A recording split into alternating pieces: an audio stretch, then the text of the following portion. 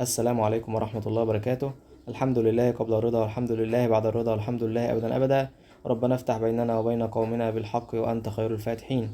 حبايبي طلاب الثانوية العامة، بإذن الله هنكمل مع بعض في المراجعات الياسينية الشاملة. لو أنت أول مرة بتسمعني فإحنا كملنا الدعامة والحركة سواء شرح أو حل، وكملنا برضو حل البيولوجيا الجزيئية بالكامل باستثناء الدرس الأخير اللي هو هنبدأه دلوقتي. فيلا بينا نبدأ على بركة الله. السؤال الأول بيقول: أي مما يأتي لا ينتج عن معرفة تتابع النيوكليوتيدات في الجين. طيب يا دكتور، أنا معايا الجين، يعني معايا الدي ان ايه، أقدر أنسخ منه المعلومات الوراثية وأجيب mRNA. وطبعا mRNA عبارة عن شوية كودونات، منها مثلا كودون البدء اللي هو A و G. يبقى الكودون معايا عبارة عن شفرة ثلاثية، كل كودون بيمثل حمض أميني معين. اللي بيجيب الحمض الأميني لل mRNA أو للريبوسومات قصدي اللي هو ال tRNA، وال tRNA بيكون شايل مضادات كودونات. طبعا العملية اللي احنا شرحناها قبل كده، ولكن الفكرة أنا معايا ال DNA أقدر أجيب منه ال mRNA وأعرف تتابع الأحماض الأمينية، وطبعا اللي بيجيب لنا الأحماض الأمينية اللي هو ال tRNA. تعال نبص على الاختيارات: معرفة تتابع مضادات الكودونات في جزيء الحمض النووي الريبوز الناقل اللي هو ال tRNA، طبعا صح. معايا tRNA، معايا الحمض الأميني، معايا ال mRNA، بالتالي معايا مضاد الكودون. معرفة تتابع الأحماض الأمينية في البروتين الناتج عن ترجمة الجين. تتابع الأحماض الأمينية عن ترتيبها، طبعا صح لأن أنا معايا ال mRNA، يبقى دوت صح. معرفة تتابع النيوكليوتيدات في شريط mRNA الناتج من عملية النسخ، دوت صح برضو مع ال mRNA. طيب معرفة وظيفة البروتين الناتج من عملية الترجمة، هل دوت ليه أي علاقة؟ طبعا يا جماعة ملوش أي علاقة. أنا دلوقتي معايا بروتين معين، هل بعرف وظيفته من تتابع النيوكليوتيدات الموجودة على الجين؟ لا طبعا، ملوش أي علاقة. هو كل اللي أنا أقدر أجيبه البروتين نفسه، لكن وظيفة البروتين دوت مليش علاقة بيه. الإجابة الصح اللي هو رقم د. السؤال اللي بعد كده بيقول: أي مما يلي من أسباب استخدام البكتيريا في تجارب الهندسة الوراثية؟ هل إن هي بتعيش في جميع الكائنات؟ دوت طبعا مش السبب. طيب إن هو من مسببات الأمراض؟ دوت ملوش علاقة بالسبب. طيب تحصل على غذائها في صورة مواد بسيطة؟ دوت مش السبب. الإجابة الصح اللي هي احتوائها على بلازميدات. لو أنت فاكر الدي إن إيه في أوليات النواة كان بيكون بالشكل دوت، مثلا بيكون ملتحم النهايات ومتصل بالغشاء. وكان معانا برضو في دي ان ايه اضافي اللي هو البلازميد. هو كتاب قالك ان الدي ان ايه دوت بيتضاعف والبلازميد برضو بيتضاعف، فانا اقدر اخد البلازميد دوت وادخل جواه جين واخليه يتضاعف جوه البكتيريا، بالتالي ابدا ازود الجين بتاعنا. لكن الفكره ان انا معايا بلازميد بيتضاعف زيه زي الدي ان ايه بالظبط، فاقدر استخدمه في تجارب الهندسه الوراثيه. يبقى الاجابه الصح احتوائها على بلازميدات. السؤال اللي بعد كده بيقول: أثناء قيام أحد الباحثين باختبار وظيفة بروتين ناتج عن ترجمة جين صناعي مبني حسب الطلب، أراد الباحث أن يستبدل حمض أميني في البروتين لتحسين وظيفته. ما الخطوة التي يجب على الباحث القيام بها لاستبدال الحمض الأميني؟ طيب إحنا عارفين إن الحمض الأميني يا دكتور بيتمثل بشفرة ثلاثية، يعني كل حمض أميني دوت بنمثله مثلا بثلاث حروف. فلو أنا معايا شفرة A T T T C دوت كل واحد فيهم هيديني حمض أميني. حلو الكلام يا دكتور. لو أنا عاوز أغير الحمض الأميني دوت، مش ساعتها أغير الشفرة بتاعته؟ حلو الكلام. لو أنا غيرت دوت الشفرة تتغير، لو أنا غيرت دوت الشفرة تتغير، لو أنا غيرت دوت الشفرة تتغير، لو غيرت التلاتة مع بعض الشفرة هتتغير. يبقى يا دكتور عشان تغير في الحمض الأميني ممكن تغير في الشفرة نفسها أو الكودون نفسه، ممكن تعدل واحد، ممكن اتنين، ممكن تلاتة. طيب لو جيت أعدل أكتر من تلاتة، ساعتها أبدأ أدخل على الكودونات التانية أو على الحاجات الخاصة بالشفرات الخاصة بالأحماض الأمينية التانية. بالتالي أنا كده بعدل في أكتر من حمض أميني، ودوت مش هو المطلوب، أو دوت مش اللي إحنا عاوزينه. يبقى لو أنا عاوز أغير في حمض أميني بغير في الشفرة الثلاثية، سواء بقى أغير في واحد، أغير في اتنين، أغير في تلاتة، بس ما زودش عن تلاتة. لو زودت عن تلاتة هدخل في اللي بعده أو هدخل في الشفرة اللي بعدها، ودوت إحنا مش عاوزينه. طيب استبدال ثلاثة نيوكليوتيدات على الأكثر في الجين الصناعي، دوت صح. على الأكثر يعني أقصى حاجة أقدر أغيرها تلات نيوكليوتيدات، ودوت مظبوط. استبدال ثلاثة نيوكليوتيدات على الأقل في الجين الصناعي، دوت غلط. على الأقل يعني لو أقل منهم مثلا مش هقدر أغير، طبعا هقدر أغير. طيب لو أكثر منهم ساعتها البروتين كله هيتغير، ولكن هبقى بدلت أكتر من حمض أميني، يبقى دوت غلط. استبدال الجين بالكامل، دوت غلط. إضافة ثلاثة نيوكليوتيدات للجين الصناعي، دوت غلط. يبقى الإجابة الصح اللي معانا اللي هو استبدال ثلاثة نيوكليوتيدات على الأكثر. السؤال اللي بعد كده بيقول تتابع النيوكليوتيدات التالي يمثل تتابع للنيوكليوتيدات في أحد الجينات. ومديك شوية قواعد. بعد كده بيقولك أراد أحد الباحثين التأكد من وجود التتابع السابق في المحتوى الجيني لأحد الأفراد. ما التتابع الذي يستخدمه الباحث وما التقنية المستخدمة؟ طيب يا دكتور، لو أنا معايا جين معين، احنا عارفين إن الجين دوت عبارة عن شريطين من الدي إن إيه. هو هنا بيقولك إن الجين موجود عليه تتابع دوت، أو أنا عاوز أتأكد إن التتابع دوت موجود على أحد الشريطين. يعني بيقولك مثلا سي الشريط دوت موجود عليه التتابع ده AGA، بعد كده GTA. طيب مش هنقدر اجيب منه الشريط المكمل ليه، تعال نجيبه مع بعض، اللي هو TCT، بعد كده TCT برضو، بعد كده CAT. كده انا جبت الشريط المكمل ليه. مش ممكن اعمل شريط شبهه بالظبط ولكن من عناصر مشعة؟ تعال نكون شريط شبهه بالظبط، هيكون عليه طبعا نفس القواعد اللي هي بالاحمر ديت. كده انا كونت شريط مكمل ليه ولكن من عناصر مشعة. تعال نسخن الدي ان ايه دوت، وبعد كده نخلطه مع العينة الصفراء اللي هي بعناصر مشعة. لو حصل تكامل بين القواعد، الازرق دوت ارتبط مع الاصفر، ساعتها يا دكتور الاتنين ارتبطوا مع بعض، بالتالي الاصفر بيكمل الازرق، بالتالي انا اتاكدت ان اللي معايا فعلا هو التتابع دوت. حلو الكلام يا دكتور. تعال نبص على الاختيارات. التتابع دوت المحتوي على عناصر مشعة، والتقنية تهجين الحمض النووي اللي هو الدي ان ايه دوت فعلا صح معانا، لان هو دوت اللي احنا عملناه فعلا. طيب التتابع دوت ده غلط طبعا، لان هو فيه يو واحنا اصلا بنستخدم دي ان ايه، واللي فيه يو ده برضو غلط لان احنا بنستخدم دي ان ايه. طيب التتابع دوت يحتوي على عناصر مشعة، والتقنية معادل الاتحاد. طبعا مش معادل الاتحاد. معادل الاتحاد ان انا بجيب جزء من دي ان ايه خاص بكائن وبدخله في خلية كائن حي اخر، ولكن مش ده اللي احنا عملناه. كل اللي احنا عملناه ان احنا كوننا شريط مشع بيتكامل مع الشريط اللي احنا شاكين فيه دوت، فلو حصل بينهم تكامل يبقى الجين دوت فعلا بيحتوي على التتابع دوت. يبقى الإجابة الصح اللي هو رقم ألف. ما الجزء الذي لا تتساوى المسافة بين شريطيه في كل أجزائه؟ طيب دي ان ايه اوليات النواة، طبعا لا، المسافة متساوية. دايما هتلاقي الاي متصل مع التي والجي متصل مع السي، يعني كل قاعدة ثنائية او ثنائية الحلقة مرتبطة مع قاعدة احادية الحلقة، بالتالي دايما عرض درجات السلم هتلاقي عبارة عن 3 حلقات، يبقى دوت غلط.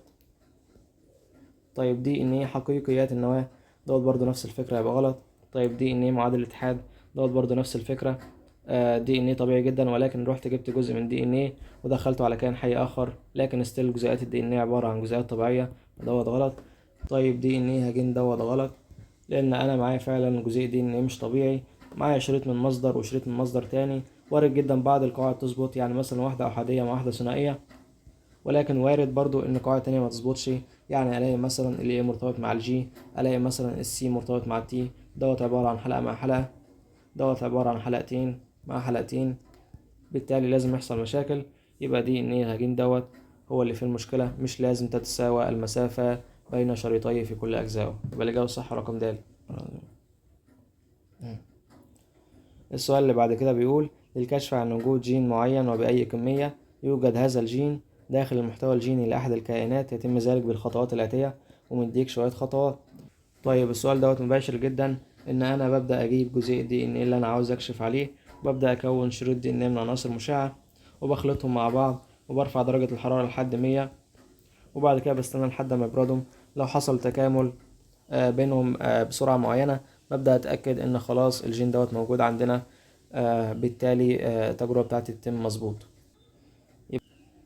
يبقى اول حاجة ان انا بحضر شريط مفرد من عناصر مشعة، بعد كده ببدأ بخلطه مع الدي ان اللي احنا عاوزين نكشف عليه، بعد كده بنرفع درجة الحرارة ل100، بعد كده بنسيبهم يبردوا مع بعض، وفي الاخر خالص ببدأ اكشف عن وجود الجين بتاعنا عن طريق كميته وسرعة تكوين اللولب او اللوالب المزدوجة المشعة. يبقى الإجابة الصح فعلا 3 5 1، وبعد كده 2، بعد كده 4. السؤال اللي بعد كده بيقول لديك 3 جزيئات هجين من دي ان ايه من مجموعة من الكائنات الحية المختلفة التي تنتمي للمملكة الحيوانية، بحيث تنتمي بعضها لنفس الطائفة، وبعضها ينتمي لنفس الرتبة، وبعضها ينتمي لنفس الفصيلة. الشكل المقابل يوضح 3 عينات مختلفة من التهجين، ودرجات الحرارة اللازمة لكسر الروابط الهيدروجينية بين القواعد النيتروجينية في كل عينة. ادرس الشكل ثم أجب. طيب يا دكتور، ال DNA طبيعي عبارة عن شريطين، وشريطين في بينهم تكامل، يعني لو لقيت هنا A هلاقي قصادها T الناحية التانية، لو لقيت هنا C هلاقي قصادها G. دوت كده الدي ان الطبيعي.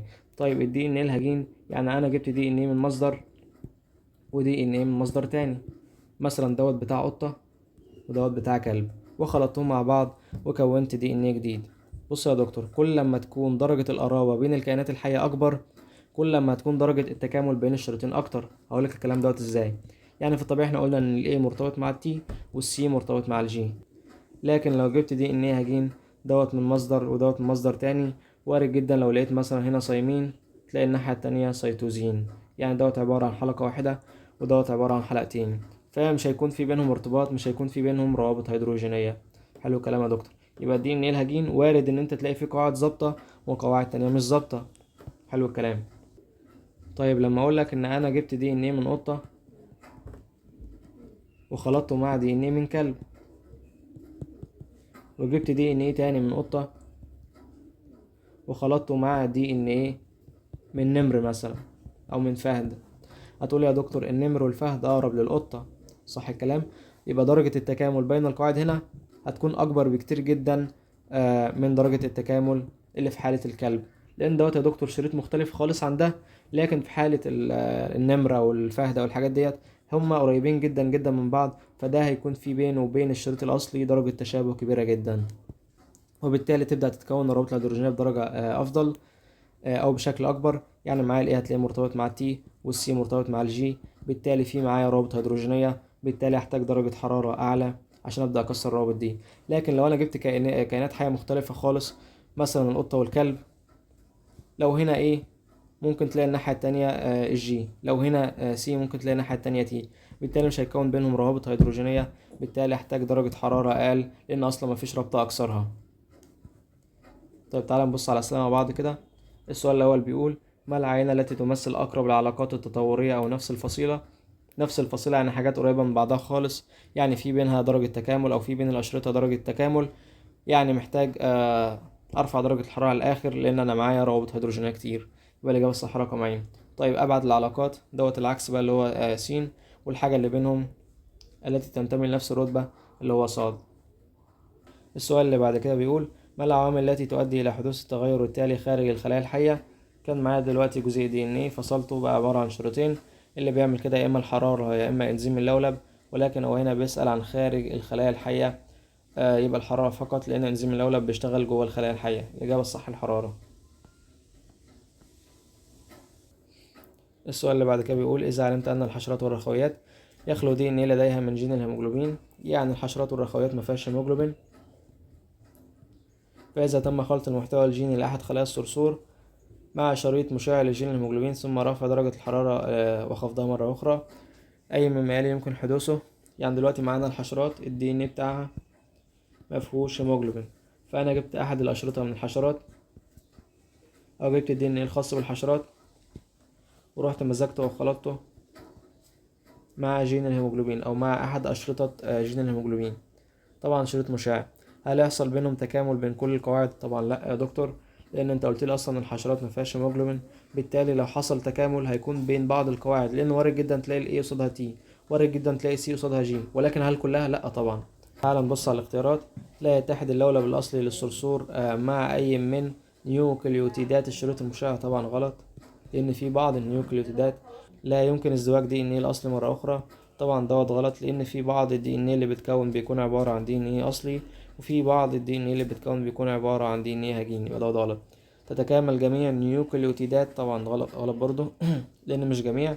يحدث الازدواج بين بعض القواعد، دوت هو اللي صح لكل من الشريط المشع ودي ان ايه للصرصور. المسبار عبارة عن تتابع قصير من الحمض النووي دي ان ايه يتصل به جزيء فلوري ويستخدم في تحليل الطفرة الجينية. ما الخطوة الواجب حدوثها لكي يلتصق المسبار بالحمض النووي المستهدف؟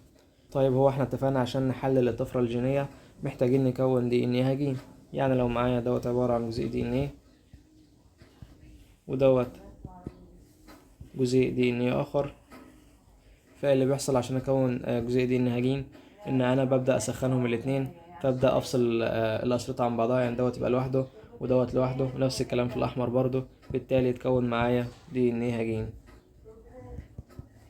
طيب تعال نبص كده على الاختيارات. تجزئة المسبار وجزء من دي ان ايه او جزء دي ان ايه، طبعا دوت غلط. تجزئة يعني انا معايا دلوقتي الدي ان ايه بالكامل، ببدأ اقسمه لنصاص او حتت، ودوت غلط. انا كده مش بكشف عن الجين اللي معايا. فصل كل من المسبار وجزء الحمض او جزيء الحمض النووي المستهدف الى شرائط مفردة، طبعا دوت صح. تبريد المسبار المزدوج الشريط والحمض النووي المستهدف، ده غلط. خلط الحمض النووي المستهدف والمسبار في درجة حرارة الغرفة، طب ما كده مفيش حاجة تتغير، يبقى الإجابة الصح اللي معانا اللي هو رقم ب. ما السبب في قدرة الأشرطة المفردة من دي ان ايه و ار ان ايه على الارتباط معا أثناء تجارب التهجين؟ طبعا قدرة الدي ان ايه والار ان ايه على الارتباط معا بسبب تكامل القواعد. يعني الايه هتلاقيه مرتبط مع اليوراسيل، والسي هتلاقيه مرتبط مع الجيم. تعال نبص كده، تكامل القواعد في كل من هو دوت صح. طيب تشابه نوع مجموعات الفوسفات ايه علاقة ده بالموضوع؟ دور الانزيمات برضو غلط. الاختلاف البسيط في نوع السكر ملوش اي علاقة، الإجابة الصح رقم ألف. السؤال اللي بعد كده بيقول: أراد أحد الباحثين التأكد من وجود جين الأنسولين في خلايا طفل حديث الولادة، وجاءت النتائج إيجابية. كم تبلغ نسبة العناصر المشعة في الجين الهجين؟ يعني دلوقتي معايا الجين بتاع الأنسولين أو أحد الأشرطة من جين الأنسولين، ومعايا شريط تاني مشع. طبعا حصل تكامل بينهم بنسبة 100%. بالتالي معايا شريط عبارة عن 50% عناصر مشعة، وشريط تاني عبارة عن دي ان ايه عادي. يبقى نسبة العناصر المشعة في الجين الهجين 50%، لأن أنا معايا شريط عادي ومعايا شريط هجين. السؤال اللي بعد كده بيقول: أي مما يأتي ليس من خصائص مواقع التعرف؟ واحد، عدد النيوكليوتيدات فيها من 4 ل7. طبعا غلط، هو عدد النيوكليوتيدات من 4 ل7 على كل شريط، يعني الشريط الواحد عليه من 4 ل7. لكن لو هتجيب على الشريطين مع بعض اضرب في 2 يبقى من 8 ل14. طيب توجد على كلا شريطي دي ان ايه، طبعا دوت صح. تقرأ بنفس الطريقة على كلا الشريطين في اتجاه 3 شرطة، دوت صح. تتواجد على دي ان ايه البكتيري، دوت صح. الإجابة الغلط 4 ل7، 4 ل7 على كل شريط. ما هو عدد الروابط التساهمية التي يتم كسرها بواسطة إنزيم الكسر عند موضع تعرف واحد في البلازميد؟ طيب يا دكتور، احنا بيكون معانا الدي ان ايه عبارة عن هيكل سكر الفوسفات ناحية بره، وقواعد نيتروجينية ناحية جوه. واتفقنا ان اللي ناحية بره هو اللي بيكون فيه بينها روابط تساهمية، يعني السكر والفوسفات هو اللي بيكون فيه بينها روابط تساهمية. لكن اللي ناحية جوه دوت بيكون فيه بينها روابط هيدروجينية. طب احنا اتفقنا ان انزيم الكسر بيشتغل ازاي؟ بيبدأ يمشي بالشكل دوت، وبعد كده يمشي كده ويرجع ينزل تاني. يعني بيكسر هنا مرة رابطة تساهمية، مرة تانية رابطة تساهمية، لكن كل الباقي عبارة عن روابط هيدروجينية. يبقى الإجابة الصح رقم 2 أو 2، يعني اللي هو رقم ألف. طيب يا دكتور، السؤال اللي بعد كده بيقول: ما الخطأ في الشكل المقابل؟ وكان مديك جزيء دي ان ايه واشتغل عليه انزيم الكسر فبقى بالشكل اللي هو مديهولك اللي هو دوت. تعالى كده نتخيل مع بعض، لو انا معايا موقع تعرف AATT، والناحية التانية برضه نفس الكلام AATT، قلت لك شغل لي انزيم الكسر، هتقول لي يا دكتور الانزيم الكسر بيشتغل بالشكل دوت، بالتالي هيقطع الجزء ده.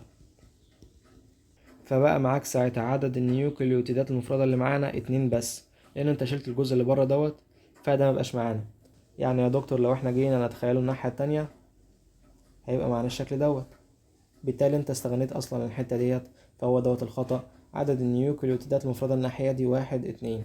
طيب الناحية التانية برضو نفس الكلام، المفروض الحتة ديت زيادة هنشيلها، يبقى عدد النيوكليوتيدات المفردة 1 و2 الناحية دي، برضو 1 و2، برضو 1 و2 الناحية دي.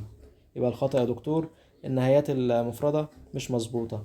تعال نبص على الاختيارات كده. تأثير إنزيمات الكسر على كلا شريطي دي ان ايه، هو فعلا بيأثر على الشريطين. النهايات المفردة غير مقبولة من حيث عدد النيوكليوتيدات، دوت فعلا هو الصح لأن هو عاملها بشكل غلط. تماثل عدد قواعد النهايات المفردة على كلا الشريطين، وهو فعلا متماثلين. ايه المشكلة؟ مفيهاش اي مشكلة خالص. الأجزاء المفردة الشريط في أحد الشريطين فقط، دوت غلط أساسا ومش موجود في الرسمة حتى. يبقى الإجابة الصح اللي هو رقم ب. ما الكائن الحي الذي يمكن أن توجد مجموعات ميثايل مرتبطة ببعض النيوكليوتيدات في مادته الوراثية؟ اتفقنا بقى مجموعات الميثايل ديت اللي بيضيفها اللي هو الإنزيمات المعدلة الخاصة بالبكتيريا، يبقى دوت حاجة خاصة بالبكتيريا. السؤال اللي بعد كده بيقول: في الشكل المقابل ما هو عدد الروابط التساهمية وعدد الروابط الهيدروجينية التي تم كسرها نتيجة تأثير إنزيم الكسر على الجزيء بالترتيب؟ طيب تعالى هعدلي عدد الروابط الهيدروجينية. ال A كانت مرتبطة مع T، وال G دايما مع C، دوت ب2 ودوت ب3، واحسبهم بقى كلهم. ادي 1 2 3 4، والناحية التانية برضو 1 2 3 4. عد عدد الروابط الهيدروجينية اللي بيكونوها. اتفقنا بقى الاي مع التي ثنائي والسي مع الجي ثلاثي، وعدهم هيطلعوا معاك 20. يبقى الإجابة الصح التساهمية 4 والهيدروجينية 20.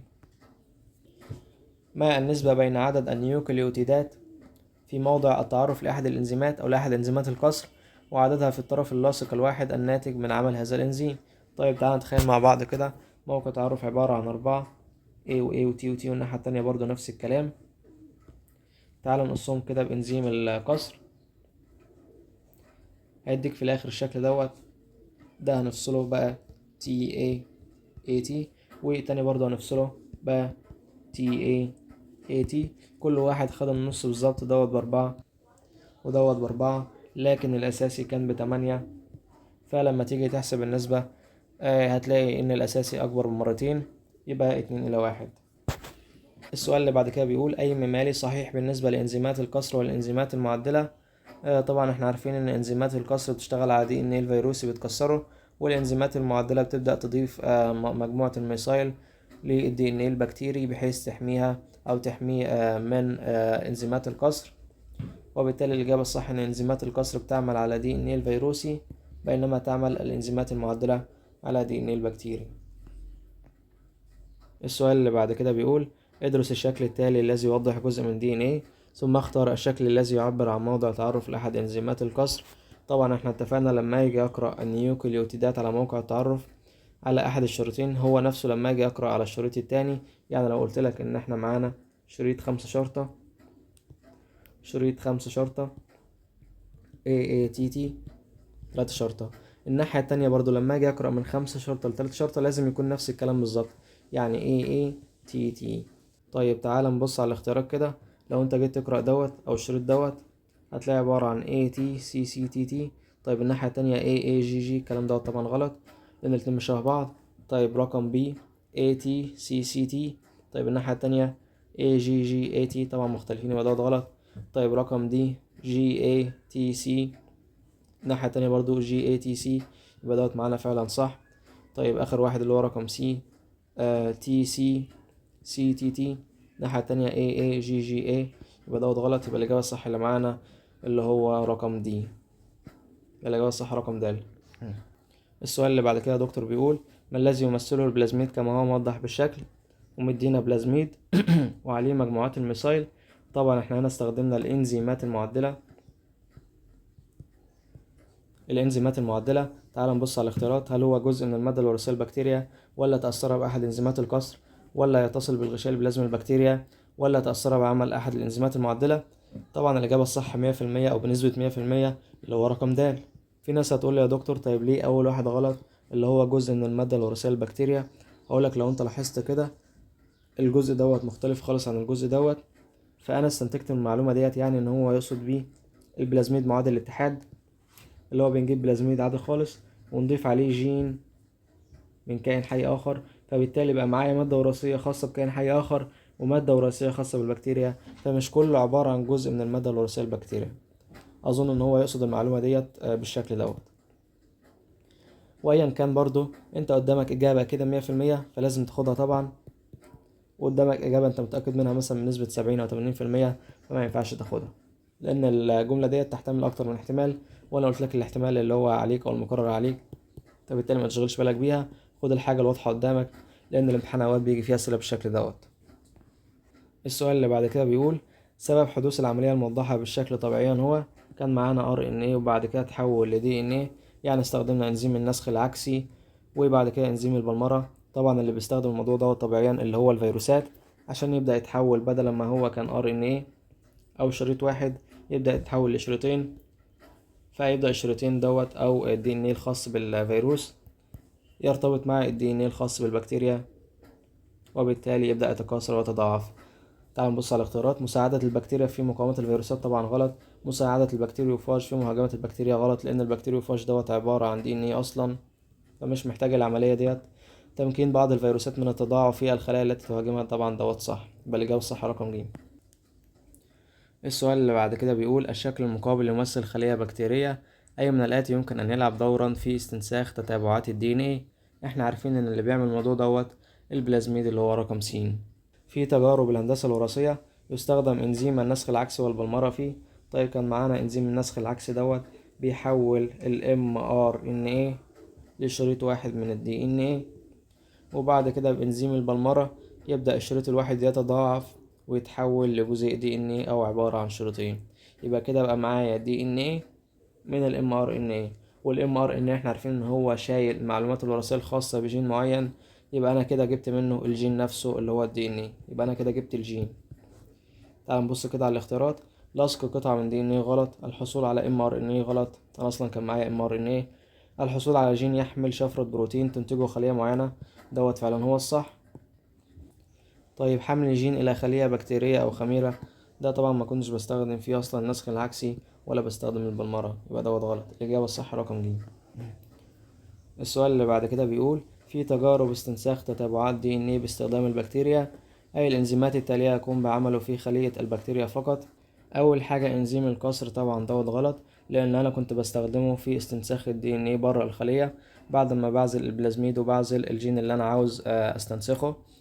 وإنزيم النسخ العكسي غلط برضو. كان معانا إنزيم النسخ العكسي بقدر أحول بيه ال mRNA ل DNA، بره الخلية. طيب إنزيم الربط غلط برضو، نفس الفكرة بالظبط. وإنزيم البلمرة الحاجة الوحيدة اللي كنا بنستخدمها جوه الخلية. لو عاوزين نستخدمها بره الخلية كان في حاجة مقابلة ليها اللي هو إنزيم التاج بوليمريز. السؤال اللي بعد كده بيقول أي أزواج الإنزيمات التالية لا يتكامل عمله في الهندسة الوراثية؟ أول حاجة النسخ العكسي والبلمرة، العمل بتاعهم كان بيتكامل لأن كان معانا ال mRNA بتاعنا كان بيبدأ يتحول لشريط من ال DNA باستخدام إنزيم النسخ العكسي، وبعد كده باستخدام إنزيم البلمرة يتحول لجزيء DNA عبارة عن شريطين، العمل بتاعه بيتكامل. طيب الإنزيمات المعدلة وإنزيمات الكسر، الإنزيمات المعدلة بتحمي ال DNA من إنزيمات الكسر، فبالتالي العمل بتاعهم بيتكامل. طيب إنزيم النسخ العكسي وإنزيم الربط، إنزيم النسخ العكسي كان بيحول زي ما اتفقنا ال mRNA ل DNA، وبالتالي ملوش أي علاقة خالص بإنزيم الربط. طيب إنزيم الكسر وإنزيم الربط، إنزيم الكسر كان بيقص وبيقطع، وإنزيم الربط كان بيربط، بالتالي العمل بتاعهم بيتكامل. يبقى الإجابة الصح اللي هو رقم ج. السؤال اللي بعد كده بيقول ادرس الشكل التالي ثم أجب عن السؤال التالي. ما الإنزيمات المستخدمة في العمليتين 1 و3 على الترتيب؟ معنا دي العملية 1، دي العملية 3. طيب يا جماعة 1 و2 اللي هو أنا قطعت جزيئات ال DNA وقطعت ال DNA وبلازميد، فده إنزيم الكسر، وبعد كده ربطناهم تاني مع بعض، إنزيم الربط. يبقى الإجابة الصح اللي هو الكسر والربط. تم معاملة جين وبلازميد بنفس إنزيم الكسر. ما النسبة بين عدد مجموعات الفوسفات الحرة في كل من الجين والبلازميد؟ طيب احنا اتفقنا لو احنا معانا شريطين من ال DNA، واحد 5 شرطة 3 شرطة والتاني 3 شرطة 5 شرطة، اتفقنا بقى عند النهاية 5 شرطة بيكون في مجموعة فوسفات حرة، يبقى هنا في مجموعة فوسفات حرة والناحية التانية برضو نفس الكلام. طيب لو أنا جبت جزيء DNA وقطعت الجين باستخدام إنزيمات الكسر بقى معايا شريطين برضو نفس الموضوع، يبقى هنا عدد مجموعات الفوسفات الحرة 2. ونفس الكلام برضو لما أجيب البلازميد اللي هو DNA دائري وأقطعه، ما أنا كده فردته برضو وبقى يعتبر شريطين مفرودين أو مش ملتحمين النهايات، فبالتالي برضو فيها مجموعتين فوسفات. يبقى الإجابة الصح اللي معايا 2 إلى 2 اللي هو 1 إلى 1. أي الإنزيمات التالية لا يستخدم في تجارب استنساخ تتابعات DNA؟ إنزيم الكسر كنا بنستخدمه عشان نقطع الجين وعشان نقطع البلازميد، وإنزيم الربط كنا بنستخدمه برضو عشان نربط الجين مع البلازميد بتاعنا ونعمل بلازميد معادل الاتحاد. إنزيم اللولب ما كناش بنستخدمه في أي حاجة. إنزيم النسخ العكسي كنا بنستخدمه عشان نجيب من ال mRNA DNA. يبقى الحاجة اللي مش معانا اللي هو رقم ج إنزيم اللولب. السؤال اللي بعد كده يتم نسخ تتابعات الحمض النووي عن طريق نقل الحمض النووي إلى خلية بكتيريا أو خميرة بعد الحصول عليه من خلايا الإنسان. يتم الحصول على الجين من الخلايا البشرية بطريقتين، الأولى من النواة والثانية من السيتوبلازم، أي مما يلي صحيح بالنسبة للطريقتين؟ الطريقة الأولى يا دكتور من النواة، يعني عن طريق ال DNA، والطريقة دي كانت انتقائية، جملة صريحة في الكتاب. يعني انتقائية يعني بعزل الجزء اللي انا عاوزه اللي هو الجين، لكن باقي الاجزاء ما كنتش باجي ناحيتها. لكن بالنسبة للطريقة التانية اللي هي من السيتوبلازم يقصد بيها ال mRNA، مش بيكون طريقة انتقائية. يعني هو ال mRNA اصلا بيكون جاهز، بيكون عليه الجين اللي انا عاوزه او المعلومات الوراثية الخاصة بالجين اللي انا عاوزه. لو جينا نبص على الاختيارات، الطريقة الأولى يتم فيها الحصول على الحمض النووي باستخدام إنزيمات الكسر ولا تتطلب تقنيات انتقائية. الأولى باستخدام إنزيمات الكسر صح فعلا، ولكن بتتطلب تقنيات انتقائية، بدوت غلط. الطريقة الثانية يتم الحصول على الحمض النووي باستخدام إنزيمات الكسر والربط وتتطلب تقنيات انتقائية، طبعا دوت غلط. الطريقة الأولى يتم فيها الحصول على الحمض النووي باستخدام إنزيم النسخ العكسي والبلمرة وتتطلب تقنيات انتقائية. إنزيم النسخ العكسي والبلمرة دوت غلط، الصح بتاع إنزيمات الربط والكسر. الطريقة الثانية يتم فيها الحصول على الحمض النووي باستخدام إنزيم النسخ العكسي والبلمرة ولا تتطلب تقنيات انتقائية، دوت فعلا صح، الإجابة صح رقم د. أي التقنيات التالية تشبه ظاهرة التحول البكتيري التي اكتشفها جريفز؟ هل هي عملية النسخ؟ طبعا غلط. النسخ يعني أنا بجيب mRNA، الصفات الوراثية الخاصة بالبكتيريا زي ما هي. عملية التضاعف نفس الكلام برضو، بجيب DNA ملوش أي علاقة. طيب هل هو DNA معادل اتحاد ولا تهجين DNA؟ تهجين DNA إن أنا كنت بغير في DNA بالكامل، كان بيكون معاه شريطين فبفصلهم وبستخدم شريط إن هو يتكامل مع شريط آخر من كائن حي آخر، فدوت كده أنا بهدلت الصفات الوراثية كلها أو غيرت في الصفات الوراثية كلها. بعد كده آخر حاجة معايا يبقى دوت غلط برضو. بعد كده آخر حاجة معايا اللي هو DNA معادل الاتحاد فعلا، إن أنا بدخل جين أو صفة وراثية من كائن حي لكائن حي آخر، ودوت فعلا عامل زي التحول البكتيري. لأن معايا بكتيريا R كانت بتاخد صفات وراثية من البكتيريا S، أو بتاخد المادة الوراثية الخاصة بالبكتيريا S اللي هي مادة التحول البكتيري، بعد كده تتحول لبكتيريا S، بالتالي اكتسبت صفة جديدة. يبقى الاتنين شبه بعض، اللي هو فعلا DNA معادل الاتحاد وظاهرة التحول البكتيري. أي مما يلي لا يتحقق عند إدخال بلازميد معادل الاتحاد إلى خلايا البكتيريا؟ طيب لما كنت بدخل بلازميد معادل الاتحاد جوه الخلية البكتيرية كان بيتكاثر عادي جدا مع DNA الأساسي أثناء انقسام الخلية، بالتالي كان بيزيد في العدد أو بيتضاعف. تعال نبص على الاختيارات. تقوم البكتيريا بترجمة الجين الذي تم لصقه بالبلازميد، دوت فعلا بيحصل. طيب تقوم الخلية بمضاعفة البلازميد معادل الاتحاد في نفس الوقت الذي تتضاعف فيه DNA الرئيسي بها، دوت صح. تتكاثر البكتيريا بمعدلها الطبيعي وتنتج خلايا جديدة خالية من البلازميدات؟ لا طبعا الكلام دوت مش موجود، البلازميدات بتكون موجودة عادي وبتتضاعف مع الخلايا الجديدة. طيب تتضاعف أعداد البكتيريا بالتكاثر وتنتج خلايا لها القدرة على إنتاج البروتين الذي يحمل الجين شفرة تكوينه، دوت فعلا صح، يبقى الإجابة الصح رقم د. السؤال اللي بعد كده بيقول أي مما يأتي لا ينتج عن الخلل في الجينات المحمولة على زوج الكروموسومات 11 اللي هو رقم 11؟ طيب الكروموسوم رقم 11 كان بيكون شايل الجين المسؤول عن تكوين الأنسولين والجين المسؤول عن تكوين الهيموجلوبين. يبقى لو معايا خلل في زوج الكروموسومات رقم 11 هيكون عندي خلل في تكوين الأنسولين وهيكون عندي خلل في تكوين الهيموجلوبين. أول حاجة البدانة يا دكتور، طبعا غلط، لأن أنت عندك العيان مش عنده أنسولين أساسا، فدوت يبقى تايب 1 دايابيتس أو عيان أو مريض سكر من النوع الأول. ودوت أصلا غالبا بيكونوا أندر ويت أو بيكون عندهم نقص في الوزن وليس زيادة في الوزن. لكن التايب 2 هو اللي كان بيكون عندهم زيادة في الوزن، والكلام دوت طبعا ليه علاقة بالهرمونات شوية، هنبقى نشرحها في الهرمونات. ولكن دلوقتي البدانة ملهاش أي علاقة بتايب 1 دايابيتس، غالبا تايب 1 دايابيتس أو مريض السكر من النوع الأول يكون عنده نقص في الوزن، يبقى دوت غلط. طيب الأنيميا دوت فعلا مظبوط، لأن أنت عندك الهيموجلوبين نقصه بيسبب الأنيميا. عدم القدرة على تمييز الألوان دوت ملوش علاقة خالص، لأن القدرة على تمييز الألوان بتكون متشالة على الكروموسوم إكس. طيب ضيق التنفس وعدم القدرة على بذل مجهود دوت فعلا بسبب الأنيميا بيكون موجود معانا، صح. يبقى الإجابات اللي هنختارها اللي هو رقم ج ورقم أ، الاتنين ما يصحوش. يتم علاج مرضى الالتهاب الكبدي الوبائي فيروس سي بواسطة الحقن بالانترفيرون البشري. تم إنتاج الانترفيرون البشري بواسطة تقنية DNA معادل الاتحاد، أي مما يلي صحيح. 1. يتم حقن الشخص المريض بجينات الانترفيرون، طبعا غلط، لأن أنا مش بحقنه بالجينات، أنا بحقنه بالانترفيرون نفسه اللي هو بروتين الانترفيرون. يتم حقن الشخص المريض ببروتين الانترفيرون الذي تم تجهيزه في خلايا أفراد سبق إصابتهم بالمرض، طبعا الكلام ده غلط، هو أنا فعلا بحقنه بالانترفيرون ولكن اللي جاي من البكتيريا. يتم حقن الشخص المريض بكميات محدودة من الفيروس، طبعا ده غلط. يتم حقن الشخص المريض ببروتين الانترفيرون الذي تم تجهيزه في خلايا بكتيرية تم نقل جين الانترفيرون إليها، دوت كلام مظبوط. كل الأسئلة ديت مباشرة يا جماعة، المعلومة موجودة صريحة في الكتاب، مفيهاش أي مشكلة. في عام 1979 تمكن العالم خورانا من إنتاج أول جزيء من DNA المبني حسب الطلب تبعا للخطوات الآتية. أجب عن السؤالين الآتيين. المرحلة الأولى إنتاج أول جين صناعي، وبعد كده المرحلة الثانية إدخال الجين إلى خلايا بكتيرية.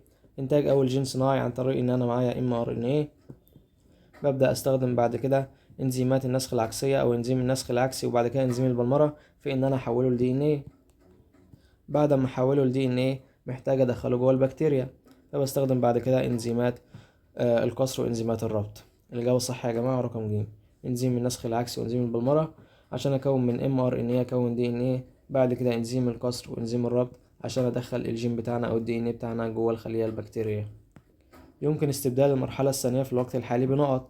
المرحلة التانية كان هدفها إن أنا أدخل الجين جوه البكتيريا، بالتالي يبدأ يتضاعف الجين وأزوده في العدد، فممكن أستبدله بجهاز PCR، وكنت بستخدم في جهاز PCR إنزيم التاج بوليمريز.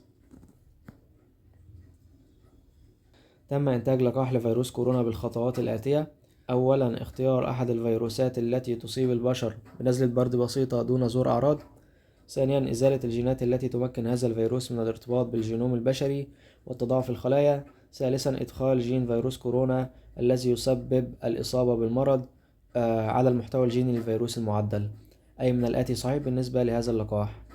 1. يتضاعف الفيروس داخل خلايا البشر ويصبح اللقاح غير آمن. طبعا لأ، لأن احنا شلنا الجينات المسؤولة عن تضاعف الفيروس في الخلايا، يبقى دوت غلط. يمكن للفيروس أن يصيب الأفراد مرض كورونا وتنتقل الفيروسات لأفراد أخرى من خلال العدوى. طبعا غلط، لأن احنا قلنا الفيروس خلاص مش بيتكاثر، مش بيتضاعف، المادة الوراثية بتاعته مش بتتضاعف في الخلايا، بالتالي مش هينتقل. طيب يكون اللقاح آمن لعدم قدرة الفيروس على التضاعف، مما يعطي الفرصة للجهاز المناعي أن يتغلب عليه ويكون خلايا ذاكرة تستخدم في الاستجابة المناعية الثانوية. دوت صح، لأن احنا دلوقتي بنتكلم إن الفيروس آمن ومفيش أعراض، وشلنا الجينات المسؤولة عن تضاعف الفيروس في الخلايا، بالتالي اللقاح آمن مفيهوش أي مشاكل خالص، والجهاز المناعي يبدأ يتعرف عليه ويعرف يكسبه مفيهوش أي مشاكل، وهنكون ذاكرة مناعية. السؤال اللي بعد كده بيقول: أي مما يلي يميز استخدام البكتيريا لاستنساخ تتبعات أحد الجينات عن استخدام جهاز PCR؟ طيب هو جهاز الBCR المميز فيه إن هو كان بيديك آلاف القطع من DNA في شوية دقايق، لكن بالنسبة للبكتيريا الميزة بتاعتها عن الBCR إن هي كانت بتديك DNA وفي نفس الوقت بتديك بروتين برضه، فهي ديت الميزة بتاعتها. تعال نبص على الاختيارات كده. إنتاج آلاف النسخ من الجين في دقائق معدودة، دوت ميزة الBCR. طيب إنتاج كميات هائلة من البروتين أثناء مضاعفة الجين، دوت فعلا هو الصح، يبقى الإجابة رقم ج. في الشكل المقابل: ما الإنزيمات اللازمة لحدوث العملية صاد؟ العملية صاد إن أنا كان معايا mRNA، بعد كده بقى معايا DNA، سؤال اتكرر مليون مرة، يبقى النسخ العكسي والبلمرة. في العملية الموضحة بالشكل ماذا تمثل كل من س وصاد على ترتيب؟ طيب هو س دوت البلازميد، بعد كده دخلت عليه أجزاء من DNA أو جينات من DNA، فبقى معايا الشكل دوت اللي هو بلازميد معادل الاتحاد، إن أنا أحط بلازميد وأدخل عليه جينات من DNA مختلف أو من بره البكتيريا، يبقى الإجابة الصح إن هو س دوت بلازميد وصاد دوت بلازميد معادل الاتحاد. أراد أحد الباحثين أن يعزل جين هرمون الثيروكسين، أي الطرق الآتية تعد هي الأفضل للحصول على الجين؟ طيب لو أنا عاوز أعزل جين هرمون معين، فأنا بروح على الخلايا اللي بتفرز الهرمون دوت وباخد الجين منها. يعني مثلا معايا هرمون الأنسولين، لو عاوز أعزل الجين بتاعه فبروح على خلايا بيتا في البنكرياس وأعزله منها. لو عاوز دلوقتي هرمون الثيروكسين فهروح على الخلايا اللي بتفرز هرمون الثيروكسين اللي هي خلايا الغدة الدرقية وأبدأ أعزله منها. طب تعالى كده نبص على رقم 1: الحصول على جزيء mRNA من سيتوبلازم خلايا من الغدة الدرقية ثم معاملته بإنزيم النسخ العكسي والبلمرة، دوت صح مفيهوش أي مشاكل. تعالى نبص على اللي بعد كده: الحصول على الجين من نواة خلية جسدية. أنا دلوقتي قلنا إن احنا بناخده من الخلية اللي بتفرز الهرمون نفسه، مش كل الخلايا الجسدية بتفرز الهرمون، يبقى دوت غلط. الحصول على mRNA من سيتوبلازم خلية جسدية حية، قلنا دوت برضو غلط. الحصول على الجين من المحتوى الجيني باستخدام انزيم اللولب ثم انزيم البلمرة. انزيم اللولب وانزيمات البلمرة ملهاش اي علاقة بعزل الجين خالص، يبقى دوت غلط. يبقى الإجابة الصح الوحيدة المنطقية اللي معانا اللي هو رقم ألف. واحنا اتفقنا قبل كده ان احنا بنبص على السؤال كويس ونفكر فيه وبعد كده نبص على الاختيارات، مش بنبص على الاختيارات وبعد كده نفكر، العكس. الشكل التالي يوضح تطور الخلايا السرطانية. ادرس الشكل ثم أجب عن السؤالين التاليين. دلوقتي كان معايا خلية بدأت تزيد في العدد لحد ما وصلنا في الآخر للسرطان اللي معانا أو الخلايا السرطانية. السؤال الأول بيقول: يرجع سبب تحول الخلايا الطبيعية إلى خلايا سرطانية. طبعا احنا عارفين إن اللي بيشارك في الموضوع دوت الجينات او الدي ان ايه او الجينيتكس. يعني عندنا حاجات في الطب اسمها بروتو اونكوجينز. بروتو دوت يعني ما قبل، وأونكو دوت يعني سرطان أو ورم. أونكو يعني ورم. فلما أقولك بروتو أونكوجينز دوت الحاجة اللي بتمهد لمرض السرطان، يبقى المسؤول عن مرض السرطان أو الحاجات اللي بتمهد للسرطان اللي هو نشاط مجموعة من الجينات التي تحفز تحول الخلايا إلى الخلايا السرطانية. السؤال اللي بعد كده بيقول: الهيموفيليا ألف عبارة عن خلل يمنع تجلط الدم بصورة طبيعية في بعض الأفراد نظرا لعدم قدرة الكبد على إنتاج بروتين من البروتينات اللازمة لتجلط الدم، يسمى العامل الثامن أو إيتس فاكتور. أي الطرق المقترحة الآتية لعلاج الأفراد المصابين لا تعتمد بشكل أساسي على الهندسة الوراثية. هو عاوز طريقة يعالج بها المرض مش بتعتمد بشكل أساسي على الهندسة الوراثية أو على الجينات. 1. تعديل العقاقير الحالية كيميائيا بحيث تؤدي نفس وظيفة بروتين العامل الثامن. دوت فعلا صح مظبوط، لأن المشكلة معانا كانت في الإيتس فاكتور أو العامل الثامن. فأنا لما أديك بروتين بيشتغل بنفس الطريقة وبيعمل نفس الوظيفة، ساعتها نبقى حلينا المرض. طيب تعال نبص على باقي الاختيارات. إنتاج بكتيريا بها حمض نووي. خلاص أنت شفت حمض نووي بعرفت إن دوت جينات، يبقى ده مش معانا لأن ده معتمد على الهندسة الوراثية. نفس الكلام تعديل جينومات. نفس الكلام برضو تطوير علاجات جينية. أي حاجة لها علاقة بالجينات أو الدي ان ايه دوت مش معانا. الإجابة الصح رقم ألف. السؤال اللي بعد كده بيقول: اقترحت نظريتان في البيولوجيا الجزيئية. النظرية الأولى: جين واحد إنزيم واحد، يعني كل جين من المحتوى الجيني بينتج إنزيم معين. أما النظرية الثانية: جين واحد عديد بيبتيد واحد، أي أن كل جين من المحتوى الجيني بينتج عديد بيبتيد معين اللي هو بروتين يعني. ما هي النظرية الصحيحة طبقا للمحتوى الجيني للكائن الحي؟ احنا عارفين ان كل او الدي ان ايه عبارة عن مجموعة من الجينات، والجين بينسخ ل mRNA، والmRNA بعد كده بيبدأ يترجم لبروتين. يبقى الخطوة النهائية في الآخر معايا البروتين، يعني الجين بيدي بروتين. طيب يبقى النظرية الأولى هي اللي صح ولا النظرية التانية؟ يعني أنت عندك دايما الجينات بتدي إنزيمات. هل كل الجينات الموجودة في الجسم عبارة عن إنزيمات؟ لا طبعا الكلام دوت مش موجود. هو الجين عبارة عن بروتين أو عديد بيبتايد.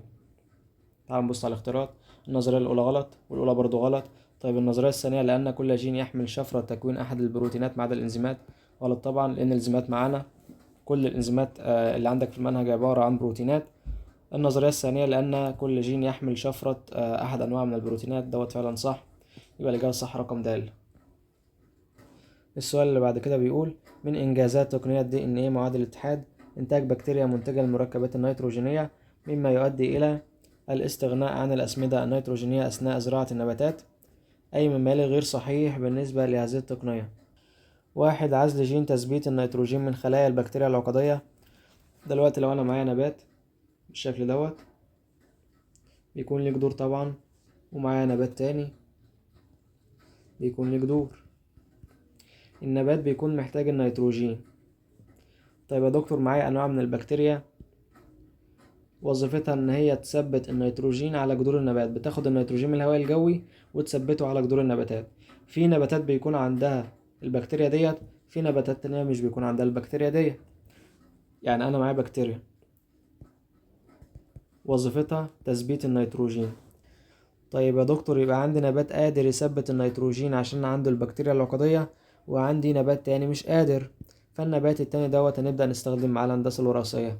طيب السؤال: هنبدأ نعزل الجين المسؤول عن تثبيت النيتروجين، ولا هنبدأ نعزل الجين المسؤول عن استضافة البكتيريا واللي هي هتبدأ تثبت النيتروجين؟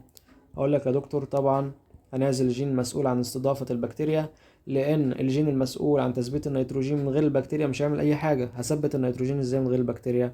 يبقى الفكرة كلها في البكتيريا. لو أنا معايا البكتيريا المسؤولة عن تثبيت النيتروجين، كل الباقي سهل، هي اللي هتبدأ بقى تثبت النيتروجين بنفسها.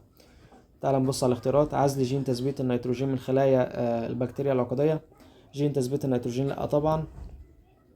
عزل الجين الذي يمكن نبات البقوليات من استضافة البكتيريا العقدية. دوت صح. طيب استنساخ آلاف النسخ من الجينات المعزولة. دوت صح. طيب نقل جين استضافة البكتيريا العقدية إلى بذور النباتات المراد زراعتها. يبقى دوت صح برضو. الفكرة كلها استضافة أو جينات استضافة البكتيريا العقدية وليس جينات تثبيت النيتروجين. أنا محتاج البكتيريا وهي اللي تبدأ تثبت النيتروجين. السؤال اللي بعد كده بيقول: أي مما يلي صحيح عندما يتم حقن جين لون العيون الخاص بسلالة من حشرة الدروسوفيلا في خلايا جنينية مقرر لها أن تكون أعضاء تكاثرية لجنين سلالة أخرى ذات لون عيون مختلف. طيب دلوقتي احنا معانا جنين حشرة الدروسوفيلا، ولنعتبر مثلا ان هو من السلالة اللي لون عينها أحمر. طبعا احنا عارفين ان هو عبارة عن شوية خلايا، في خلايا منهم هتتحول بعد كده الخلايا الجسدية، وفي خلايا بعد كده تتحول لخلايا جنسية أو أعضاء تكاثرية، والأعضاء التكاثرية طبعا هتكون خلايا جنسية. بعد كده يا دكتور جبنا جين لون العيون ولكن من سلالة مختلفة، ولنقل مثلا اللي لون عينها بني، ورحنا دخلناها على الخلايا الجنسية بتاعة الجنين أو أعضاء التكاثر بتاعة الجنين. طيب يا دكتور ما أنت هتقولي لون العين المسؤول عنه الخلايا الجسدية، والخلايا الجسدية الموجودة في الجنين سليمة زي ما هي، بالتالي هيظهر اللون العادي بتاعنا اللي هو اللون الأحمر.